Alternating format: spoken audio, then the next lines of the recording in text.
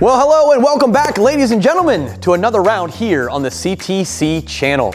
Stands for Create, Transform, and Connect. My name is Krendl. I am excited you are here today. This is going to be just a fun episode talking about conspiracy theories. More importantly, how to deal and cope with people who are arguing with you about conspiracy theories. So, get your tinfoil hat on, your chalice of goat's blood, and let's talk about aliens and lasers.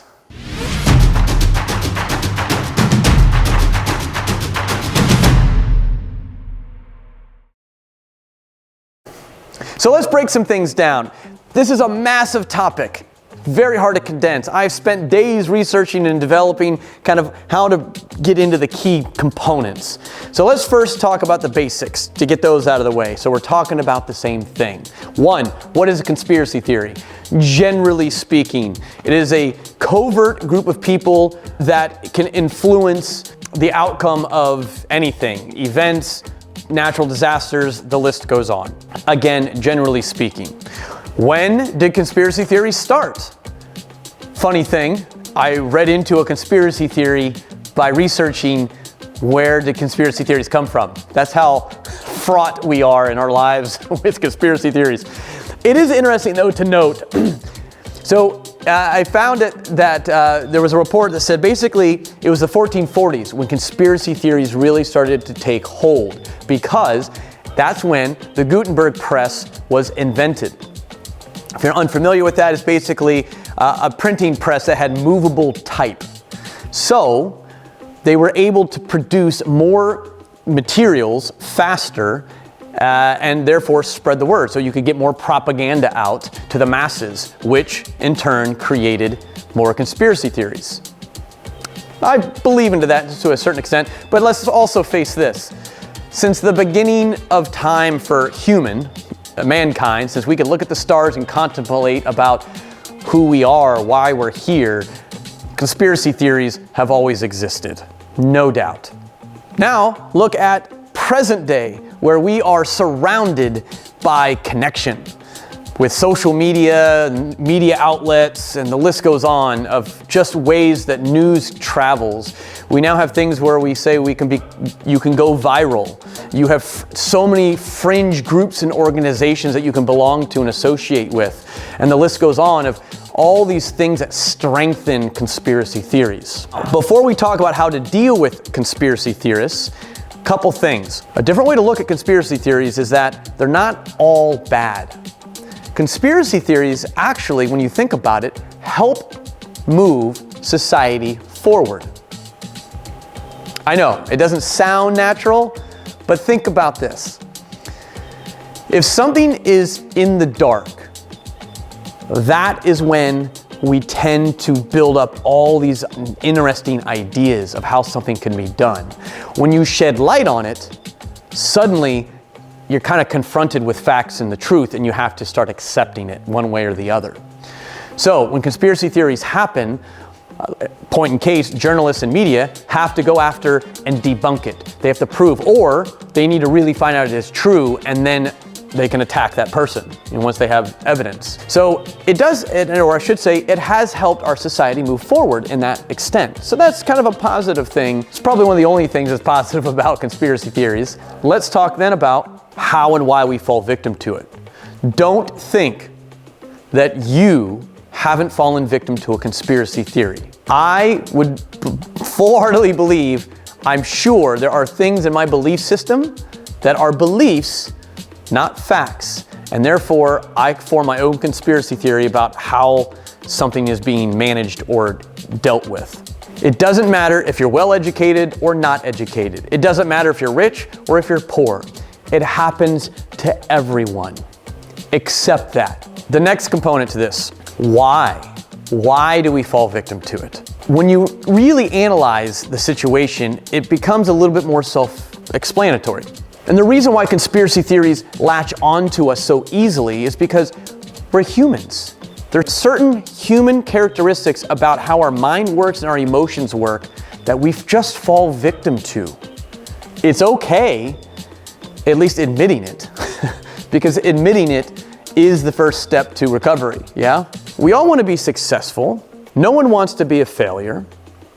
We all want to have control of things. We don't like chaos. And we want to know that we understand the reason why we're here or why we exist, when we may never. If you use those tools out of the gate, you're able to create something that can influence others. When you attack those fundamental core principles that all humans experience. So there's also two other important psychological things to be aware of. Besides the human nature fact of how our emotions and our brain work, there's two things that have been studied scientifically, which is illusory pattern perception, which is basically you connect the dots to random things until your story is satisfied.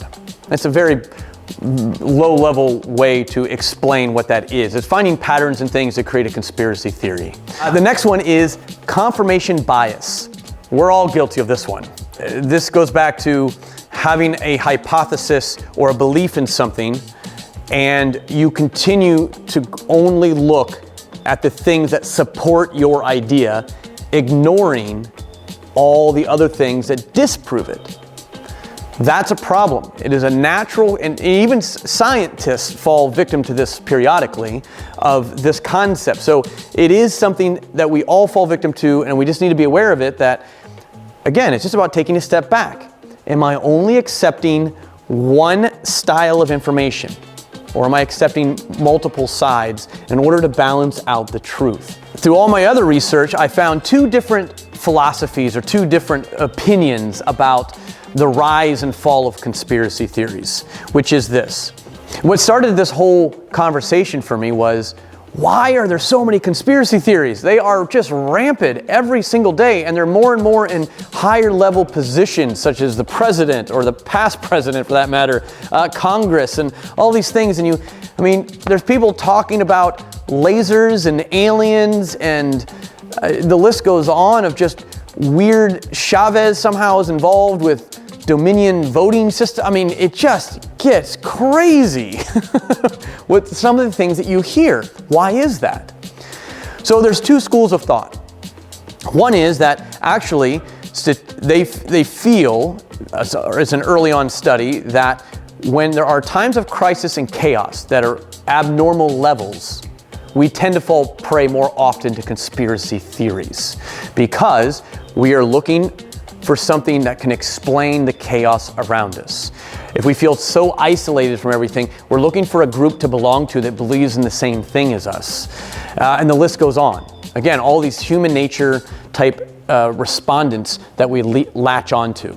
The other school of thought, though, is the fact that it hasn't increased, it's just always remained. It hasn't gone up or down, it's always been. Because as long as there's human nature, there's conspiracy theory, because it's how we function, it's how our minds work, it's how we connect to things. And so there's just factually just not enough evidence out there to really support one side or the other, so they both exist, and I'm pointing them out to you now. Now, how do you deal with these people? How do you deal with someone who believes there is alien that is disguised as our president right now, and you have to hear all this craziness and listen to it, right? 3 best tips I can give you. First, make sure you provide all of the facts to the person who believes in conspiracy theory of all the facts that prove them wrong. Number 2, make sure that you scream louder than them. If you can't hear your voice louder than theirs, you're not getting your point across. And lastly, you gotta call them names. If you don't call them names, then it just doesn't really get to their heart. Maybe those aren't the 3 ones that we should use. But I hope you understand how ludicrous and absurd it sounds when I just said those to you, yeah? We all do it. We all do this. I get so mad sometimes. I'm like, look, here's the evidence. This report says this. That doesn't count. That's just the mainstream media. They just buying into the lie. Go into any social media situation and just look at the comments. How many actually have a proper conversation about a back and forth over a conspiracy theory? How quickly does it just go down to that bottom rung level of calling each other names? Who wins in this scenario? All that happens is we both end up deeper in our own truth. There is no room for growth during that process. So don't take this approach. That's where it leads me to the real answer, which is actually how our whole channel is founded, on the psychological aspect of this. CTC, create, transform, connect. Create meaning and value, transform emotions, and connect to people. You do it in that order.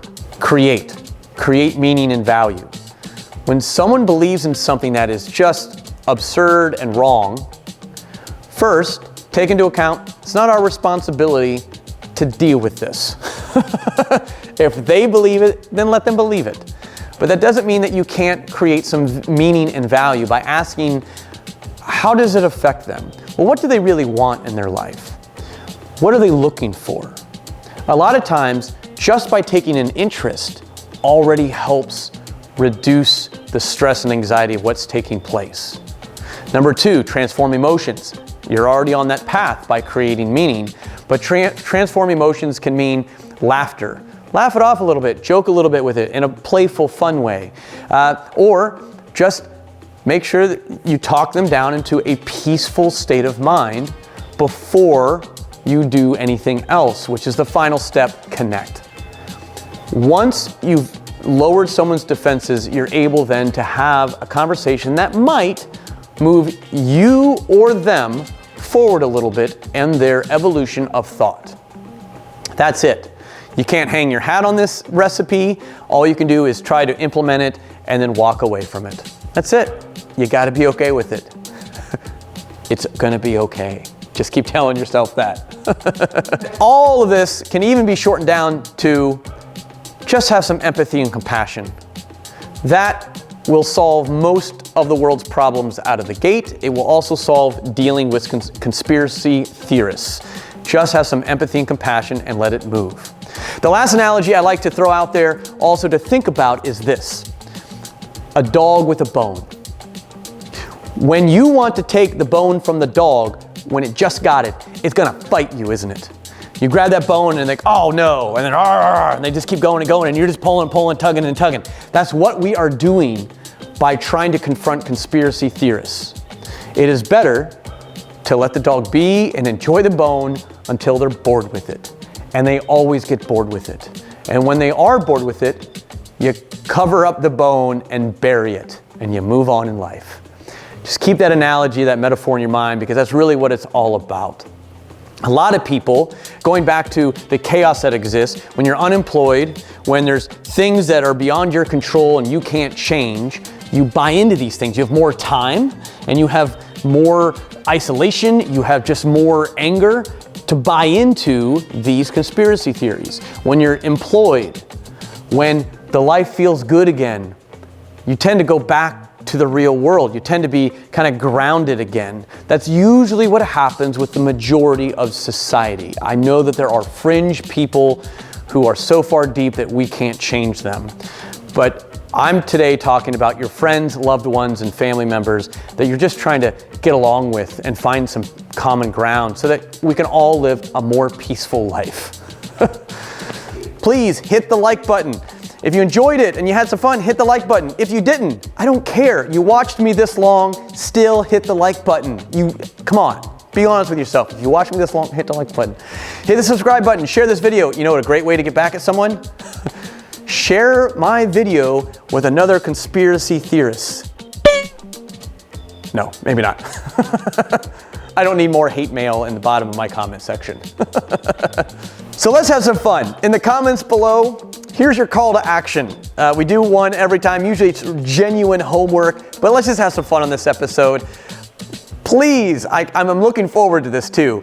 Please share with us a funny conspiracy theory, something that you've heard that people actually believe in that we know is completely false or just absurd. Let's poke some fun of it and have some fun with it. It's good human nature to laugh about ourselves from time to time. Yeah? So we've got another episode coming up. I'm excited to share with you, so we'll see you next week.